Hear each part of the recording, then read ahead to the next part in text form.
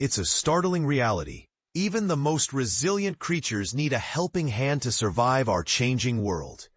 Deep in the heart of the Muddy Brook Wildlife Management Area in Hardwick, Massachusetts, a remarkable and unconventional conservation project is underway, a winter sanctuary built specifically for snakes. But here's where it gets controversial. This intervention challenges the long-held belief that simply protecting land is sufficient for conservation. Chris Buelow, a senior restoration ecologist with MassWildlife, guides his truck down a gravel path 70 miles west of Boston, arriving at a valley landscape of shrubs, pines, and oaks. He stops at a site that to the untrained eye appears utterly unremarkable, a modest pile of boulders intertwined with gnarled tree roots. Doesn't look like much, he admits. However, the true marvel is hidden from view. Below the surface, Buelow and his team have meticulously constructed a sophisticated hibernaculum, a kind of reptilian hotel. This intricate structure is engineered from repurposed materials like salvaged concrete, cinder blocks, concrete pipes, and more boulders, all strategically arranged to form deep, heat-trapping passages. Reaching 11 feet down, well beneath the frost line, this 20 by 20 foot underground refuge is designed to maintain a stable, warm temperature throughout the harsh New England winter. It's a brand new facility, and Buelow is optimistic that his slithery clientele will soon check in as the cold sets in. This innovative hotel represents the latest initiative by state wildlife experts to actively preserve and enhance critical habitats for the rare plants and animals that depend on fire-adapted forest ecosystems. And this is the part most people miss. This isn't just about saving snakes. It's about rebalancing an entire ecosystem. Buelow anticipates the hibernaculum will attract several species, including ribbon snakes, green snakes, and the particularly elusive eastern hognose snake. However, the project's primary target guest is the North American racer, a sleek black snake that can grow an impressive 4 to 6 feet long. The racer plays a crucial role as a predator, feeding on chipmunks, mice, and even other snakes. Mike Jones, a state herpetologist specializing in endangered species, highlights a compelling reason for this targeted support. A lot of these small rodents are not things we want around in numbers. They're either tick vectors or farm pests. By bolstering the racer population, they hope to naturally control these pests. Yet, in the Muddy Brook area, racer numbers have plummeted, with only a few individuals observed in recent years. Across Massachusetts, they are officially classified as a species of greatest conservation need. Not yet endangered, but undoubtedly vulnerable. Jones pinpoints the primary cause: us.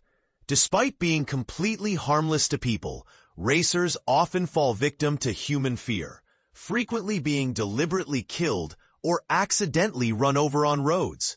Officials are even aware that some locals have actively sought out these snakes to kill them, a sobering fact that led to the decision to surround the new hibernaculum with a protective barbed wire fence. This project in Hardwick drew inspiration from a successful counterpart on Martha's Vineyard, where racers also face severe threats from road traffic. There, the conservation group Biodiversity Works constructed 2 smaller hibernacula last year. They've already documented snakes using the structures in the late fall and early spring, and they are hopeful for winter occupancy as well. Luann Johnson, a wildlife biologist and director of Biodiversity Works, argues that this hands-on, species-specific approach is becoming increasingly necessary. She states provocatively, "The days of just setting aside conservation land and thinking that that's enough, those days are quickly going into the rearview mirror. We need to be more hands-on than we used to be, when habitat was more expansive and connected than it is today." But is this level of human intervention the right path forward? Or does it set a precedent for managing nature that we can't sustain? The Research Project is actually the latest chapter in a much broader effort to restore Muddy Brook itself. This area was once a dense, smothering forest of white pine, where a thick carpet of needles choked out other life. Buelow, who lives nearby, would walk through these woods and notice subtle clues, like the presence of pitch pine and scrub oak, that hinted at a forgotten past. These species are typical of a pine barrens, an ecosystem that is more open, sun-drenched, and ecologically diverse than a dense forest. He wondered, why is this here and not elsewhere? The answer, discovered through analysis of ancient pollen and historical records, was fire. For 5,000 years, right up until about 75 years ago, this landscape was shaped by regular fires. Buelow and his colleagues determined that Muddy Brook was a cryptic barrens, a pine barrens ecosystem that had become so overgrown and hidden due to the suppression of both wildfires and controlled burns that it was nearly unrecognizable. The restoration began with clearing white pine for lumber and, crucially, reintroducing controlled burns. The results were dramatic and swift. We had 4 endangered plants come out in the seed bank. We had one of the rarest bees in North America show up here, Buelow recounted. The valley now teems with life, hosting over 1,500 species of moths. The stage is now set for the racers to return. They are drawn to the open, sunny terrain of the barrens for basking, and the revitalized valley has ample resources to support a large population. Ironically, even with the habitat perfectly restored, only a handful of snakes have been seen. Buelow hopes the new hibernaculum will provide the final piece of the puzzle, offering a safe winter haven that prevents the snakes from embarking on perilous journeys across roads to find one.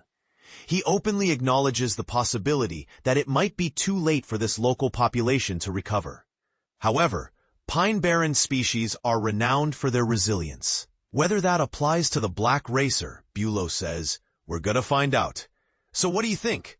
Is building a hotel for snakes a brilliant innovation in conservation or an admission of defeat for natural ecosystems? We want to hear your thoughts in the comments.